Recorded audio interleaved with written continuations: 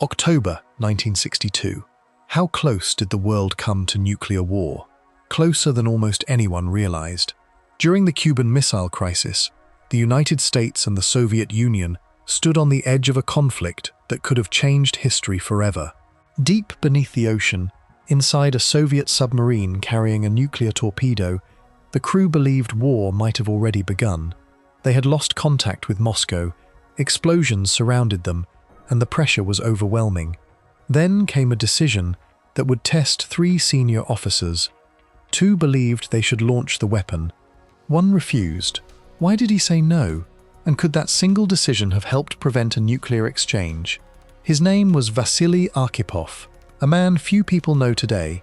Yet many historians and experts believe his calm judgment played a key role during one of the Cold War's most dangerous moments. If you enjoy untold stories that shaped history, like this video, subscribe to the Marrow of Time and join us as we uncover the incredible story of the man who refused to fire. A world living in fear. To understand what happened, we first need to understand the world in 1962. The United States and the Soviet Union were rivals. This period is known as the Cold War. Even though the 2 countries were not fighting each other directly, they competed in politics, military power, technology, and nuclear weapons. Both sides believed they needed to stay stronger than the other. The fear was simple. If one country attacked first, the other would strike back with nuclear weapons. This idea became known as mutually assured destruction. A nuclear war would not create winners. Both sides would suffer terrible losses. In October 1962, American spy planes discovered Soviet nuclear missile sites being built in Cuba, only about 90 miles from Florida. The discovery shocked the United States. President John F. Kennedy ordered a naval blockade around Cuba to stop more Soviet military equipment from arriving. The Soviet Union did not accept the blockade. Its ships and submarines continued moving through the Atlantic Ocean. Every hour, the risk of war grew higher. The secret mission of submarine B-59. Among the Soviet submarines sent toward Cuba was one called B-59. It was a diesel-electric submarine. Unlike modern nuclear submarines, B-59 had to spend long periods underwater with limited power. The submarine carried around 80 crew members. Life inside was extremely difficult. The air became hot and humid. Fresh air was limited. The batteries slowly lost power. The crew had little contact with Moscow because communication while underwater was extremely difficult. The sailors did not know exactly what was happening above the surface. What made B-59 especially dangerous was something almost no one on the American side knew. The submarine carried 1 nuclear-tipped torpedo. Its explosive power was roughly similar to the atomic bomb dropped on Hiroshima.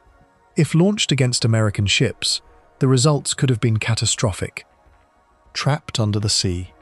On October 27, 1962, American Navy ships located B-59 near the quarantine line around Cuba. The US Navy wanted the submarine to surface so it could be identified. To send that message, American ships began dropping small practice depth charges.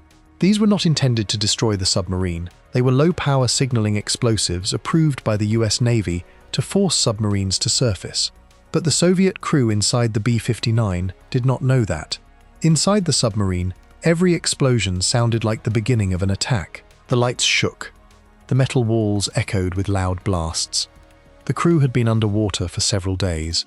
Temperatures inside reportedly climbed above 40 degrees Celsius, or more than 100 degrees Fahrenheit. Many sailors were exhausted. Some struggled to breathe. The batteries were running low. Even worse, they had almost no reliable information from Moscow. No one knew whether nuclear war had already begun. The most dangerous decision. The captain of B-59 was Valentin Savitsky. As the explosions continued, he believed the war might have already begun. Cut off from Moscow and surrounded by blasts, he thought his submarine was under attack. According to later accounts, Savitsky reportedly said something close to this. "We're going to blast them now. We will die, but we will sink them." He wanted to launch the submarine's nuclear torpedo. Unlike many other weapons, this decision could not be made by one person alone.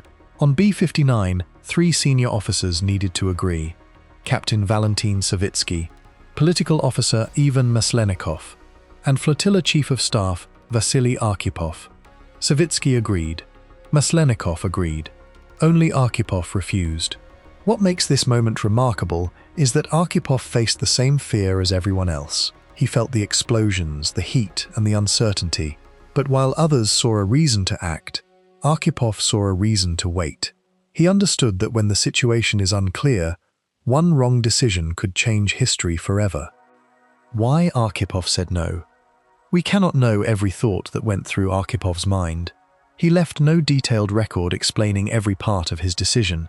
But what we do know tells us a lot. Arkhipov remained calm, while others believed the worst. He argued against launching the nuclear torpedo. Instead, he believed they should surface first and find out what was really happening. That was an incredibly brave choice. He was not acting out of fear. He was choosing caution when everyone around him felt trapped.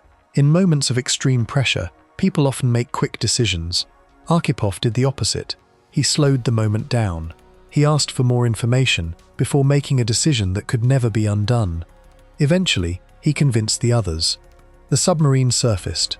No nuclear torpedo was launched. What could have happened? It is impossible to know exactly what would have happened if B-59 had fired. History does not allow us to test different outcomes, but many historians believe the consequences could have been enormous. An American aircraft carrier group was nearby. If a nuclear torpedo had destroyed one of those ships, the United States would likely have viewed it as a nuclear attack by the Soviet Union. At that moment, leaders on both sides were already under enormous pressure. Military commanders were preparing for possible war. Communication between the two superpowers was slow and difficult. Many experts believe such an attack could have triggered rapid military escalation, possibly leading to a wider nuclear conflict. That is why many historians and nuclear experts credit Arkhipov's decision with helping prevent a nuclear exchange.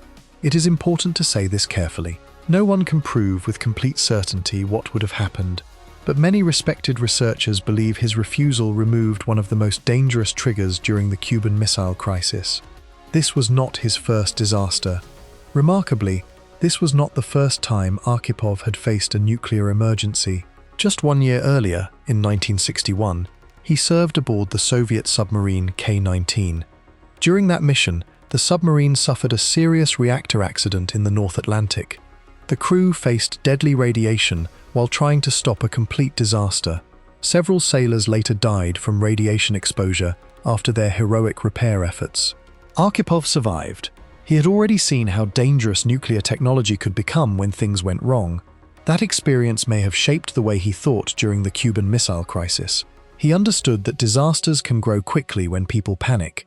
Perhaps that is one reason he refused to rush into using a nuclear weapon. The crisis ends. While the B-59 returned safely, world leaders continued negotiating.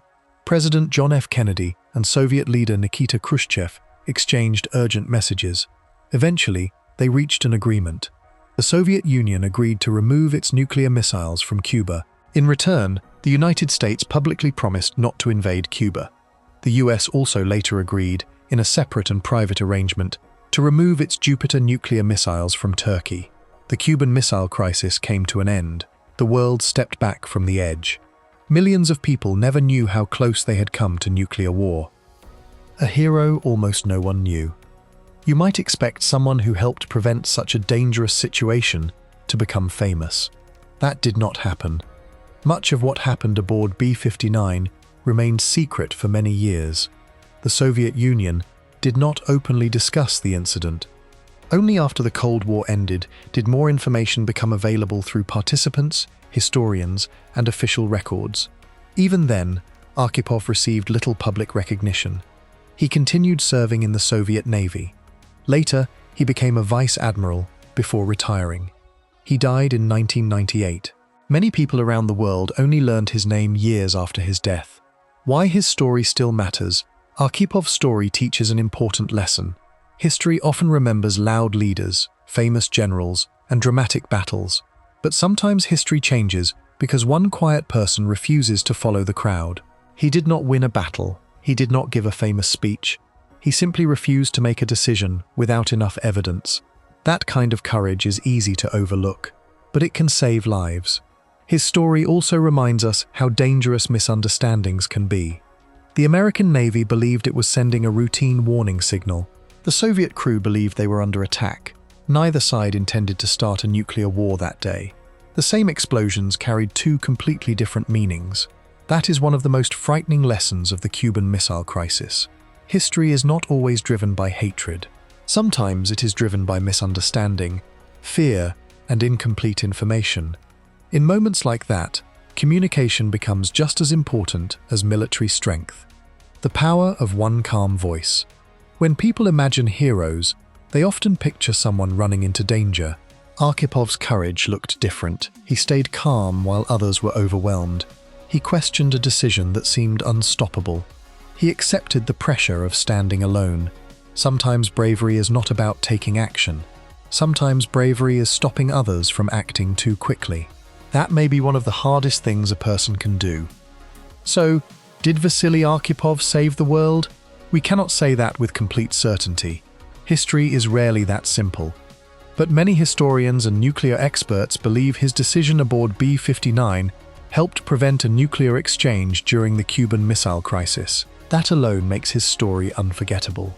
In a moment filled with fear, confusion, and pressure, he chose patience instead of panic. It reminds us that history is not always changed by the loudest or most powerful people. Sometimes it is changed by one calm voice willing to say, "Wait." The world never celebrated him as a great hero. Most people never even knew his name while he was alive. Yet history may have turned because one man chose patience over panic. That's the marrow of it. History is not always shaped by the people everyone remembers. Sometimes it is shaped by the quiet person who prevents the disaster no one ever sees. What do you think would have happened if he had agreed to fire? Share your thoughts below, like this video, subscribe to the Marrow of Time, and we'll see you in the next story.